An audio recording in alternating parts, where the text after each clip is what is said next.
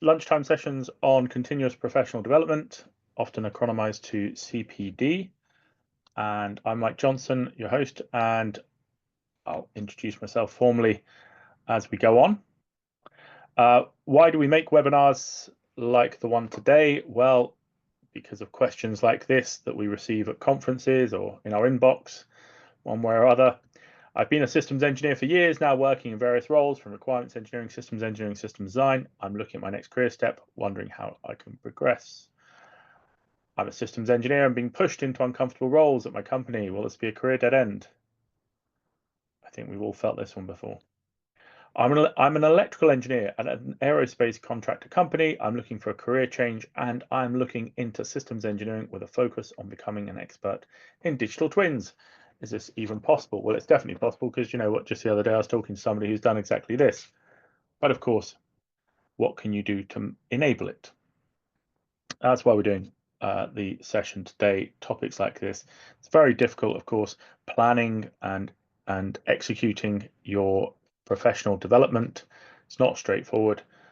So of course, we recommend a structured approach to it, and we, of course, will give you lots of hints about how to enable it.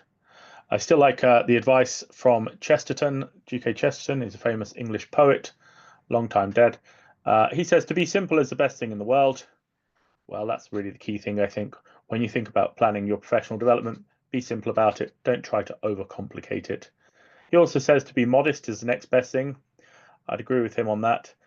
Certainly that wherever we are in our career development, we don't think too much of ourselves. Remember, of course, that we're there often because of the great many people who have given us opportunities and supported us to get there, right? He does then add, I'm not so sure about being quiet. I think because he was quite a loud person. So today, thank you again for giving us your lunchtime. Just a short introduction about our company, SE Training. I'll give you my personal experience where I've gone through my career so far to where I am. Key skills and experience for systems engineers, continual systems engineering professional development, the right manager and company for SE professional development, tips and tricks, a wrap up, and Q&A at the end. Okay. I'm accompanied today by our marketing manager, Andrew Travers. And Andrew's waving to you there. And Andrew, of course, supports us a lot in these webinars. I really appreciate his support. And he may well be throwing in some questions as we go through the session to keep me on my toes. That'll be guaranteed. That's guaranteed. So, thank you very much. Of course, everyone in the call, really appreciate you calling in. Please do use a chat. Throw questions into the chat, comments into the chat, whatever you like. We'll be monitoring it and very happy to address your questions. So just a short information about our company. So we're SE Training. We are a group of systems engineering experts working on the development and support of technically complex systems. We're based here on the north side of Zurich. So on the north side of Zurich, just near Eglisau. We are a member of the board for the Swiss MedTech Society. We are in the corporate advisory board of the German chapter of systems engineering, so that's the GFSE. We are endorsed training provider by the International Council of Systems Engineering UK group. We are accredited here in Switzerland by EDUQA. And of course, many people come to us because they want to be progressing in COSI accreditations, which are the only accreditations I know of in the industry for systems engineers. You have the ACEP and the CCEP are typically the ones people are targeting. ECEP, of course, is for very experienced people. And to gain those accreditations, you have to do several things, but the one thing that everyone dreads is taking the exam. So, of course, we do teach people how to prepare for the exam, and our next exam preparation course is from the 12th to 15th of May in Zurich. Of course, as well, for temporary workers in Switzerland, they can buy all our services through tempservice.ch.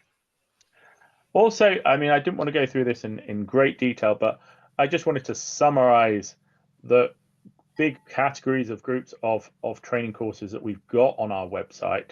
I'm not going to go through them in detail, but they are broken up into these 7 categories: technical development, organization quality, project and program management. So our company was founded on teaching people systems engineering at a foundations level. That's literally how myself and my co-founder, Seb Klarbez, we started the company purely teaching people a 3-day generic systems engineering training course. Since then, we've developed many other courses ourselves, and people are collaborating with us or working with us very strongly to deliver other courses, which we all think are certainly relevant for systems engineers, project managers. All of our courses are aimed for engineers at some different level, or project program managers at some different level in their careers. The other 4 categories of courses you'll see, and it is quite a lot to navigate on our website, is specialty and domain systems engineering, complex problem solving, modeling and simulations, soft skills and leadership. That's just a bit of background for you. Each one of those courses on our website, of course, has a dedicated page, and there are more courses, and I've even shown you. It's just to keep it down to size. I've reduced them to the ones I've shown you here. Of course, we're running the public classroom training courses here in Zurich, in Munich. We even tried to get around a bit to Hamburg, Milan, and to Turkey. You see many of our scheduled courses here, and we do always make an offer to bring a buddy for 30% discount on one of our selected courses. Today, that's Quality on Time, delivered by Niels Malito. It's a 2-day course, a lot of project optimization content in it, so methods to really support you there and to really get you to deliver on time. We organize a conference too. It's a free conference. That's probably the unique thing about it. It's free. It's completely free to come and attend on the 27th of May, Conquering Complexity. It's being hosted at the Technopark Zurich. That's in Hardbrücke.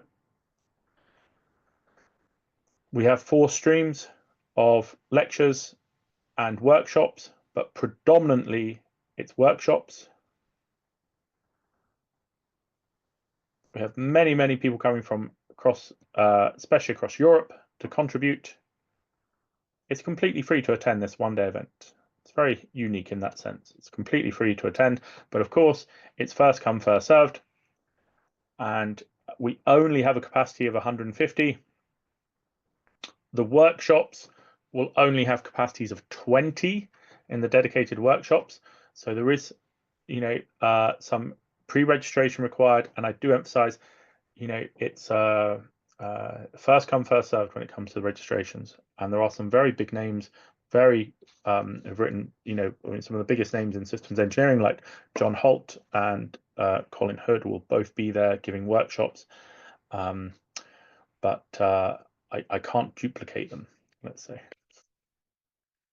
Short background about myself. Academically, I'm a physicist. I then went into optics and optoelectronics at master's level.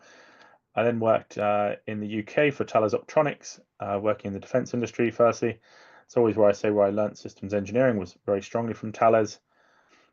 I moved to Switzerland in 2011 and was a systems engineer for the Cassis telescope. That's been part of the ExoMars Trace Gas Orbiter. It's been orbiting Mars for the last 8 or so years. I was also head of systems engineering there at RUAG Space. It's now called Thales Alenia Space Switzerland. I then moved to the medtech industry, and I set up a systems engineering department in Roche Diagnostics, and was there for 7 very happy years before coming to SE Training full-time for the last 2 years. Bit of my career in visuals. So firstly, at a young age, I was trying to do this laser imaging of people, trying to gate laser pulses, and not just people, but objects of any sort. So really nice when you're a young enthusiastic engineer to get yourself in a kind of technology research area, right? It's where we all want to be.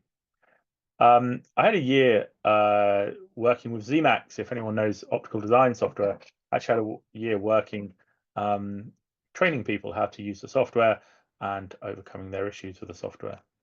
That was quite a short blip.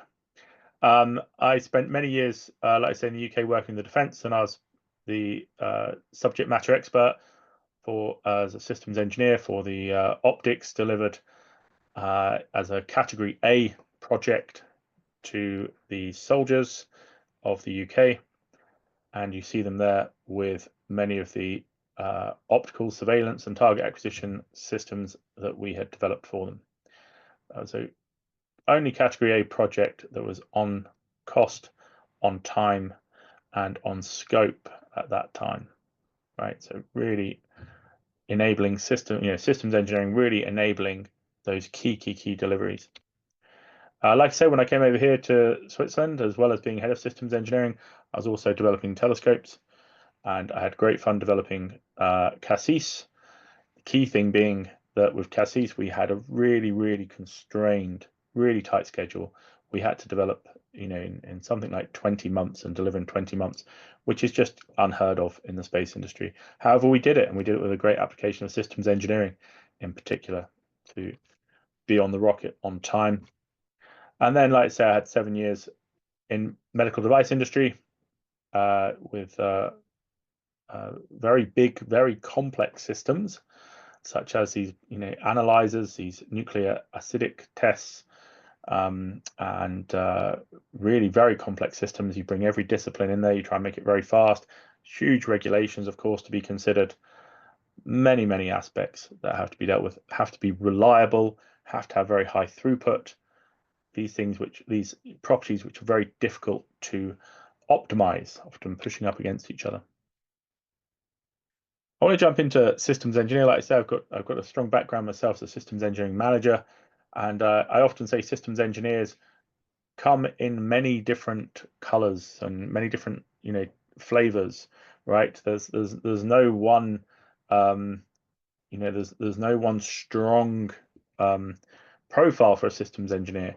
We come in many different flavors. But what are you looking for? Of course, you're looking for someone who sees the big picture, right? Somebody who sees the big picture, that's thinking holistically, and of course, they must be pragmatic as well, right? They must be pragmatic. Remember, pragmatic means that you've got a strong relationship with reality, right? You're not just theoretical. That's what I certainly think is key in the systems engineering domain, and for going into the role of systems engineer, going more senior into the role, certainly. But similar, I mean, if you wanted to advance in the project management roles or into the business roles, all of those, more senior roles in engineering require big picture thinking, right? And being realistic. But of course, there's certainly key things we're looking for in systems engineers, that they aid and promote objectivity. So of course, this means being very factual in how they speak. Of course, having interpersonal skills, still one of the issues for many engineers is this topic, interpersonal skills, dealing with conflicts, dealing with negotiations, having effective communications. Just recently, I can think of, somebody who had an excellent resume, actually a really excellent resume, and they're struggling to get a job. And, but talking to them, you could see, even just in a short call with them, you could see, you haven't quite optimized your interpersonal skills for the level that you want to work at, right? For the level you want to work at. Such a high expectation there. Key that you take responsibility. And the more responsibility you take, I mean, probably the higher you're going to go in an organization, right? The moment you don't want to take more responsibility, you're probably going to stay where you are. And identify associated risks. So, of course, risks are related to uncertainty. There's a high amount of uncertainty around us. We need to train ourselves and train our people to be able to manage risks, so identify them, assess them, actively mitigate them, right? Key, you want anyone on your team, or anyone that's on your team, you want to have a high concern for the overall project success. And I mean, this is where I think of my own career. I was given a very good piece of advice when I was young, just starting in engineering, and very good piece of advice. where the person said, whatever you do, deliver something. Make sure you deliver something, and hence that was what I always did in every job I had. There was a clear delivery. Of course, it's unlikely you get the whole end to end, but the clear delivery of a development of a product into the market, the clear delivery, and then of course then you can move on, or you can think about your next role in the organization, but always make sure there's a clear delivery, right, that you've got your name on, and let's be very success driven.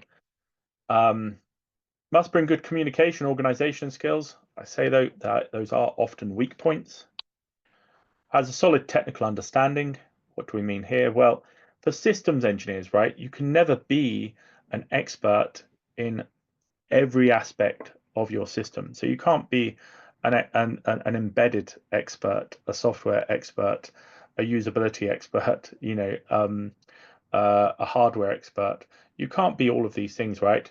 You will have some expertise, of course, coming from your background and from what you're an expert, what you studied, but to be an effective systems engineer, you need to have that technical understanding where you can go into the adjacent disciplines and understand at least what's relevant to the systems engineers. So that's the architectural level, the requirements, relating back to the needs, etc.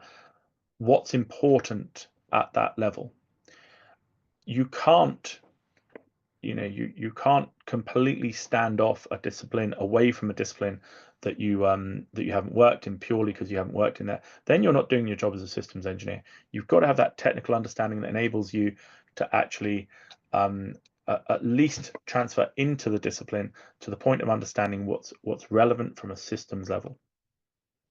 Of course, as well, and this is what you really want to accelerate, especially in your early career, is having experience in engineering projects.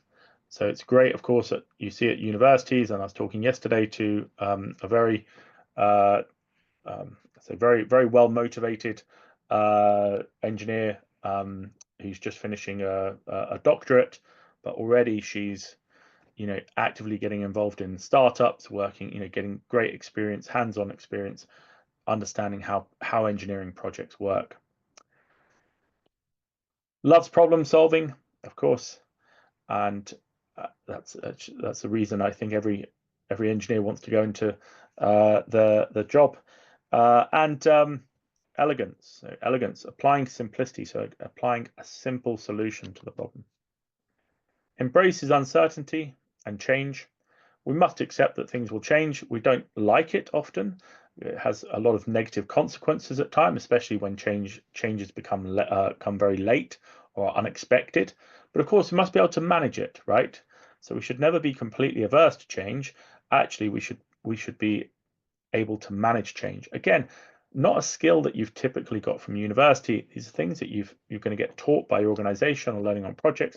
Ideally, accelerate them by learning them as early as possible, right? And what are you looking for as a systems engineer? Clear that you are the technical glue of the project is a very nice kind of term of picturing how you're trying to work. So you're trying to work, filling in the gaps, especially is often the job of a systems engineer, trying to pull all the things together, right? That the system itself is optimized to do what it needs to do, and that those needs are very clearly understood and linked back to what you've signed up for with your customer, not that you think it may need to do, but what actually it does need to do, right? And that's my overall summary on systems engineers. Now, of course, for developing systems engineers, okay, there's a whole load of different approaches. Here's my keep it simple and stupid approach, which is just to assign 4 different areas of development. So one is exposing yourself or your engineers to the big picture, trying to incrementally get into the higher steps of seeing the big picture. It just starts by looking at the adjacent subsystem, right, to yours, doesn't it? It just starts by saying, oh, what's the embedded team doing? How's that relevant to me? It just starts with that, all the way to, oh, what's the application? Can I go and see the application? Can I even sit around the sales team? Can I follow a field service engineer around? Can I talk to customers and end users? But that's really critical, right? Exposure to the big picture. That you're continuously assigned challenging problems. And I think well, personally, I can say from my personal experience, when when you're being too easy on yourself. You know yourself when you're being too easy on yourself, and when actually you can you can take on something bigger. That yourself, and if not, you should be asking the people around you. Of course, there's more complex problems. So of course, complex problems, they're hard. They're very difficult to nail down. That's why they're complex. There'll be many different aspects to them. Be many dependencies within them. It won't be easy to unravel it and just work on it in a linear way, right? There'll be many people you'll have to make relationships with in order to unravel it, right? And the ability to multiplex. So what's that mean? Do many things at the same time. Again, if you haven't mastered that, in your early career or started to work on your early career, then of course it's a big stepping stone to really go into more senior roles, isn't it? That you can handle many things at the same time and keep them moving. A lot of people, of course, go for the accreditations to improve their professional development in systems engineering. And like I say, we support that. I myself am a CSEP, and I should really try to fill in a form for ESEP now that I'm old enough to get ESEP. So these were created by INCOSE, that's the International Council on Systems Engineering. They created these 3 levels of accreditations. And generally speaking, I'm a fan of them and I'm a supporter of them. And I as a systems engineering manager, I was encouraging my teams to gain these accreditations. So the ASEP is the lowest level. That's the Associated Systems Engineering Professional level. This is when you've just started. So you just started engineering, but you see that systems engineering, at least as a discipline, is of interest. I think anyone in engineering, especially early on in their careers, would benefit from the ASEP, right? You have to study the Systems Engineering Handbook, which is not just applicable to systems engineers. The Systems Engineering Handbook is applicable to anyone doing engineering, right? Anyone doing engineering will have something useful in the Systems Engineering Handbook. You may know it's already up to issue 5 now. Latest issue, of course, had a big restructuring from issue 4. The book is full of very, very useful, very applicable methods and processes and case studies about really developing complex systems. So I wouldn't say that's just for anyone who considers themselves to be a systems engineer. So that's really anyone in engineering would benefit from there. The key thing, of course, with ASEP is you've got to take an exam, right? That's the key thing. The CSEP is you have to have taken the same exam as ASEP, but in addition to that, you are showing that you've got at least 5 years of really applicable systems engineering professional work. That you have to fill in a form, of course, about those years. That has to be backed up by references, so by at least 2 to 3 references supporting you, and then INCOSE then do a review of your application accordingly. And the CSEP, I think, especially if you're a systems engineer, so you actually have the role, or you even just have a senior technical role. So that could be like a software architect, a hardware architect, but somebody with somebody who sits around in the core team meeting, right? Those people I think would benefit from CSEP as well. You don't have to be called a systems engineer to have it. Then at the top you have the ESEP. Of course, ESEP is really for perhaps your heads of department, heads of R&D, things like this, heads of systems engineering. You have to have at least, I think, 20 years experience to be applying for it, and you've got to be pretty active on the conference scene, etc., publishing. I must say one of the things I find that the ASEP and the CSEP really benefits people with is a bit more confidence, right? Often people who've got the role of systems engineer or going into the industry, or coming from university where they've learned a lot about a particular subject, but they haven't quite got the grounds on how projects work, is it just gives a bit more confidence. It gives a bit more confidence. I've seen that in quite a few people. I would not say arrogance, so I wouldn't say it's too much confidence. I found that it's given people a bit more confidence to position themselves in their careers and their projects with, let's say at least the authority that I would expect that person to have in the given role that they're taking, right? And I found that's been a big fruit of them doing accreditation. Now, of course, many people, I remember certain people coming to me and saying, right, where do I need to go? Where's my next step for my career? What's the next thing I should do, Mike? Tell me. And of course, in today's world, I mean, it looks a bit like this, doesn't it? You don't necessarily know what the next useful thing to do is, right? But of course, standing still means you're going backwards, right? That's the one thing you can definitely say. If you're standing still, you're going backwards. You should be doing something. You should be venturing on in some professional development. Who's going to unravel that for you? I don't think it's your manager. I don't think your manager is the person who should be unraveling your career progression for you. So I ultimately think it's you. Of course, it's great if you've got a mentor or you're in a mentor group at work of people where you think, oh yeah, I can see that role, the program manager, the lead systems engineer, the chief technical officer, whatever it is, I can see that role, and that's the kind of one how do I get from here to there? I think it's easier to unravel if you're looking at something that's 3 to 5 years away. It's quite hard if you're going beyond that, but I think 3 to 5 years you can be quite tangible and have quite solid steps. Your manager there is then to enable that, right? I think the manager is there to enable your career progression to where you want to go. And I used to have people in my team who'd say, "Yeah, I want to be a project manager, so I want to go to leading projects."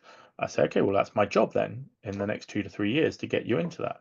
And I'd be very happy when after that 2 to 3 years they'd gone into the project management role, but properly prepared for it. Or if they want to go into the business team and into and be a product manager or something else, that you enable it. I think that's a key thing. And systems engineers have many, many interfaces. You have many interfaces as a systems engineer throughout the organization. You have very high exposure often to a lot of the organization. So there's a whole load of places you can go because you've got visibility and interfaces to them. But of course, you got to tell your boss that. You can't.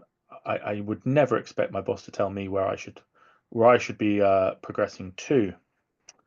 And that's why I say here, the only one person that's accountable is you for this, right?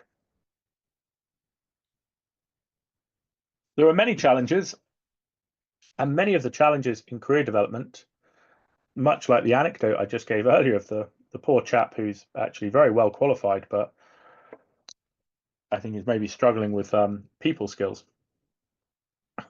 which is, again, not uncommon, right? This is actually quite common.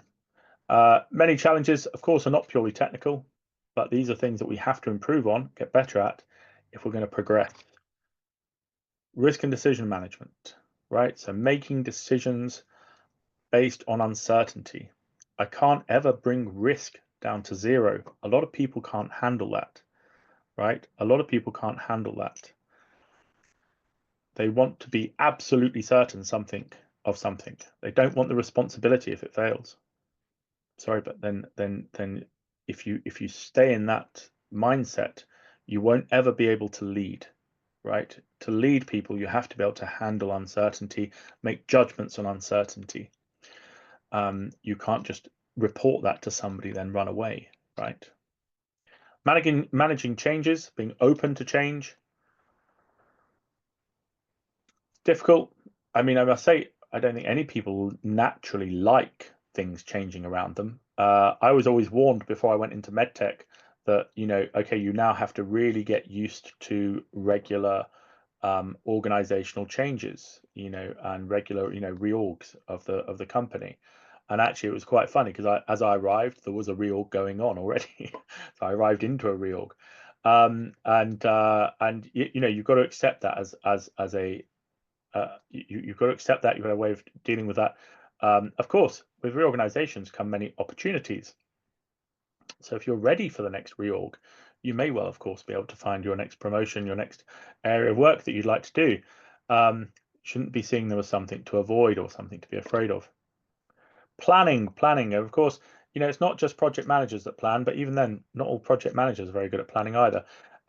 As technical people, we have to plan. We have to be able to say, well, here's different routes where we can get from, let's say, technology readiness level 3 to technology readiness level 4. Here's what we need to do. Here's the logical activities. Is there more than one route there? Sure, there is. It would look like this, look like that. Do a trade-off of the different plans and let your project managers or whoever's sponsoring the project, of course, just have the overall decision as which one is affordable and which one's the lowest risk. But we've got a plan, and again, it's often a skill we're missing. Stakeholder management, which I reduce stakeholder to STK, it's such a long word. Stakeholder management, of course, a key one, especially for getting decisions made effectively, that you have a good approach to stakeholder management. Again, I don't expect people coming out of university or even being their early careers, I don't expect them naturally to be or to have already been trained in doing this and already capable of doing this.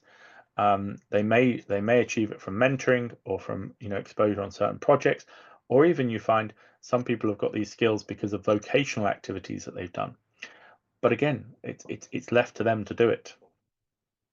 Organizing teams, very difficult, of course, to organize teams and have effective strategies in place and organization methods in place. How often should you meet? How will the information be managed and organized? And of course, avoiding becoming one of these horrendous micromanagers. Of course, that means you've got to be able to trust the people around. Know, of course, when you react when you have to do something because of the person's performance, and of course, ensuring that you haven't got everyone 40 hours a week just in these massive meetings and not able to do any work themselves. You've got to empower people. You've got to trust people. Integrating the cross functions, very challenging. Of course, you've got to work in companies really to work this out, right? Companies aren't all structured the same way, but typically, okay, there's someone that's going to do buying and selling. Okay, what's the relationship with those? There's someone that's going to do quality. There's someone that's going to be doing production. There's someone that's going to be doing, manufacturing. Okay, what are the relationships to those, and where are the critical interfaces? Again, you're going to have to learn these things. Prioritizing, again, something that I find people aren't always naturally particularly good at. It's still today, I mean, and it's not just engineers, sales teams as well. You say what's more important, this or this, and they still give the answer both are equally important. And it's like they're only willing to tell you what's really important at the point when you're a week away from delivering and you're telling them, well, we can't deliver that. Now you have to make a decision on prioritization. Of course, the key thing is to try and be capable of prioritizing from a very early stage and communicating that effectively. It's not a natural skill for many people. And monitoring, that especially with the teams of big projects, etc., that you have monitoring in place to progress. Of course, that can be, for some people, they do key performance indicators. That's not always the case. Of course, that's quantitative. There's also many qualitative ways of monitoring progress. Key thing is, of course, not becoming a micromanager and learning the necessary skills and methods that would enable that to be quite healthy, quite a healthy relationship with the team members. And like I said, many things we need to develop in are not purely about learning more about our technical subject. Often our technical subject, actually, we know a whole load about it. Actually, often these other things around us that are holding us back. You think as well from the systems engineer, of course, here I could have put in many more slides than I have, or many more interfaces than I have. I have all these different interdisciplinary interfaces to the systems engineer. Like I say, this does mean that, especially if you're in that systems engineering role or aspiring to it, all the opportunities that come from it, right? So maybe you have come from the software architect or hardware architect or verification and validation. Maybe you've come from one of these interfaces and you're going into the systems engineering role, and you of course see that as an opportunity to sit in the systems engineering role, of course, deliver, right? That's the key thing in every role, is that you deliver something, right? Maybe you're in there for 3 to 5 years and then you want to go on to the product manager role, or you want to go to the project manager role. I've even seen systems engineers do very strange things like going into quality. Certainly positive, positive that that's what they want to do, right? I've seen them then, go off and work at the customer level, the next higher level in the system. Um, you know, there's so many interfaces in this role. It's really a great opportunity, of course, to get into the role especially from the technical domains, and of course to take your career. And I say 3 to 5 years. If you're ambitious, I say 3 to 5 years for moving on to the next role, because you can deliver something in 3 to 5 years, right? You can't deliver anything in 6 months. In our industry, you can't deliver things in even a year and a half would be a struggle. So I say 3 to 5 years where you really clearly got your fingerprints on the delivery. It's clear that you were a big part in the success before then moving on. And I've seen some people in the systems engineering role go incredibly high in organizations, having delivered as a systems engineer because of the exposure they got of their competencies. Of course, many of them were excelling on those aspects that I just had in my last slide as well. Many of them were really already very good at these and are only getting better, and they jumped into much more senior roles. These interdisciplinary interfaces are really beneficial to the systems engineer for career progression. I also say here it's very important, especially in your early career, but I'd probably still say like throughout your career, of course, but no, but very, very important, particularly in your early career, that you've got the right manager and the right company for career development. So the right manager promotes their employees, right? We'll see, the worst case manager is the one who just says, well, here you are, you can do this job, you're really good at doing this one job of analyzing requirements. That's it. That's all I'm ever going to ask you to do. If you're still here in 30 years, you'll still be doing that job. Of course, right? I mean, now, of course, if the person just wants to do that, fine. But there's very few people who do, of course, especially in their early career. They really, of course, want to get around. And so it's important that their employees are promoted, moved around, that you discuss professional development on a daily basis. I mean, so many companies just have this one time a year when you're meant to talk about professional development and set goals for the next year, etc., which quickly get forgotten. This is, this is a regular. If you want it to be enabled, if you really want it to happen, hey, you've got to talk about this regularly. Really got to talk about this regularly, not just one time per year. Actively encourages their employees to grow professionally, and is happy to see their employees succeed throughout the organization. Typically, you can see that before you go, before you start working for a manager, you would see that in the people in their team, right? You can find out those things at coffee corners before you move to that department. Is this really a manager who's going to enable my professional development? Of course, there's a very big difference in the companies as well. And we know that very well, especially that, half our work or so is in training. And so we see as well, the companies that have a strong approach to training and professional development, and those who are, if you go to your manager with any question of, say, I'd like to learn something about systems architecting, then they say, great, here's YouTube. Here's the beginner's guide to systems architecting on YouTube. You can sit here for an hour of your lunchtime. Whatever you do, don't charge that to the cost center or to me or anything else. And now you can do systems architecting after that 1 hour video on YouTube. And unfortunately, that example I'm giving you is true. That's a true example I'm giving you. That was what the person was told. And do you know what they did? They left the company, because ambitious people don't sit around in companies like that for a long time, do they? They left the company. They left the company not the next day, but 6 to 12 months later. They left the company. And many people I meet who are moving companies are moving it because they're not being developed by the companies they work for. So what is the right company? Well, proactively enables and supports professional development.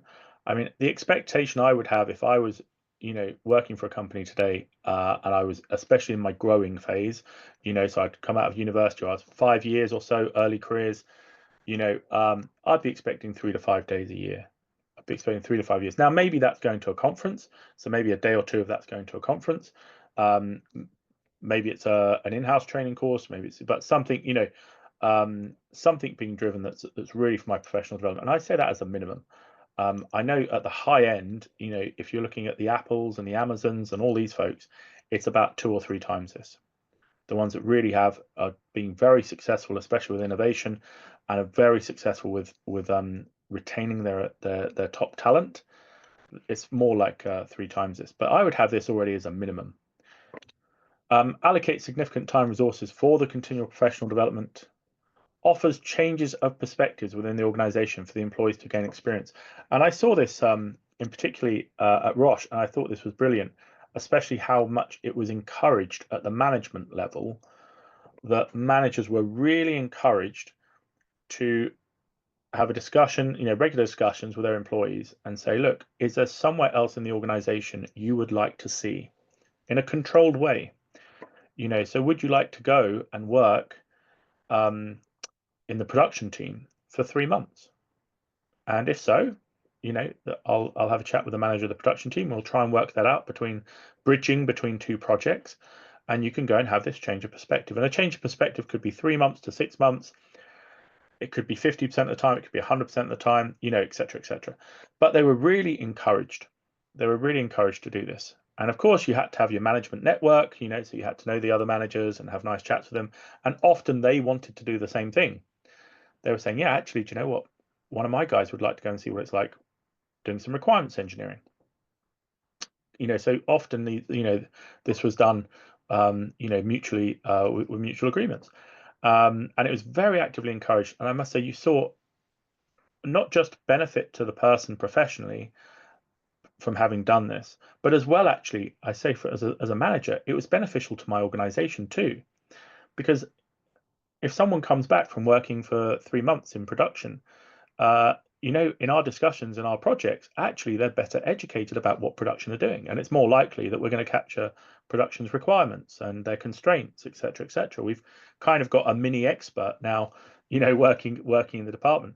So actually, I think it's a win-win situation. Of course, the hard thing is, right, that time is often not costed to a project, and that's the thing that, of course, project-driven companies struggle with, right? Is you must always be doing something that's charging to a project. Well, if you are doing that, then of course you're not building in your infrastructure, which is, really enriching that the people working for you are getting better, right? If you're always just too project driven. And I still say, Roche was a great company to work for.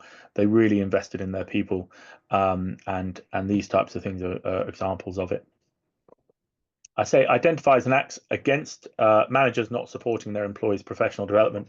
Sadly, I must say you really did see this as well. There's sadly, some managers who really shouldn't really be managers and have found themselves into these positions, and unfortunately aren't going back to doing something more useful, and are probably causing quite a lot of well, you see it with headcounts, right? You see so often the retention rate drops massively when the managers, when you don't have the right managers. And of course, the company then should be acting on that quickly, especially the big companies. They see this statistically. It's so obvious to them. And of course, the key thing is for a good company, the right company is one that would act on that very quickly. So some tips and tricks. Like I said, my kind of visualization of your career is, if you're staying still, you're going backwards, right? There is no staying still in continual professional development. I say manage your own expectations. At the end of the day, that's the only person you're accountable for. It's you, right? Be open, transparent, and invite the people from the entire organization to try and support your career development. There's a lot of mentoring schemes in much bigger companies, right? You don't have to wait even for HR or whatever they're called, if they're called people and culture or human resources. You don't have to wait for them, though. I mean, you can also do this yourself. You can, make a coffee invite with a more senior engineer and say, hey, look, actually, I'd quite like to get your job. Could you help to mentor me? Accelerate your development, especially by taking more accountability. I think that's what really accelerates people, is when they really start owning the output of what they're doing. Accelerate your experience by moving through different types of projects and departments. I'm not saying at all that you should move companies, by the way. In big companies, you can spend your whole career developing in a big company and never have to leave a company. But of course, there's a whole load of things you can do, different projects, different phase of projects, different departments you could work on, different sites. Always deliver something. Always deliver something tangible before moving forwards. It's really best piece of advice I've been given in my career. So SE Training, like I said, as a company, we enable many career development opportunities to advance your career. We say choose the right manager and the right company to support your growth. We say embrace change to enable professional development. And after all said and done, we say you're the only person that's accountable for it. Everything else is enabling you, but it's you that's accountable. And hey, thank you very much for listening. Andrew, what's Andrew got in store for me? I don't know. Well, it's just for me, the classic question I get asked a lot is, as a systems engineer, I'm in aerospace. I want to move into medtech. Can I do it? Yes, because lots of people do it every year. They may do it, but they got this belief that they've got to specialize in one and not be sort of adaptable for more than one industry. Yeah, and do you remember I said about the benefits of doing ACEP and CSEP is it teaches you something, you know, well, it's an accreditation about your ability to work in a discipline, not in the application. So a lot of systems engineers think, well, I'm an aerospace systems engineer, therefore I can't possibly ever go and work in medical devices, right? With the ACEP and the CSEP, actually they find themselves, oh wait, I know all this common, you know, I know now systems architecting at an abstract level. I know requirements engineering. Okay, all that's changing actually is the application. Well, you know, actually you start to realize, oh, do you know what? I mean, if I change industries, actually 20% of my life's changing. Actually, the bulk is staying the same. I'm just changing the application. And that's, you know, now of course that's difficult maybe if you're working in the technologies, or maybe difficult if you're of course in the role like subject matter expert. But for the systems engineer or the project managers, program managers, you know, these people, you know, actually no, it's about 20% is changing, which is the application, right? And that means there'll be some things that will change to you, right? But so of course going to medtech, it's still highly regulated. Okay, aerospace is highly regulated. A lot of similarities then come in those same industries of, if you're highly regulated, you're going to have very traceable, transparent processes. You're going to have to just be constantly showing evidence for safety through the whole development chain. Things like usability will be very important as well. You know, but if it's a technically complex system, which of course they will be if you're a systems engineer, that's the only reason you have the systems engineers are really for the complex projects, right? Then a whole load of the job is really the same. And it's just realizing that. A lot of people only realize that when they maybe start doing more networking, and that's why we're a big support of conferences, to the point where of course we make our own free conference, you know, and what's going to happen on the 27th of May, people from aerospace will be talking to people from medtech, and on both sides they'll be realizing, oh, we've got quite a lot in common. You're right, probably about 80% if you're working in the systems engineering role.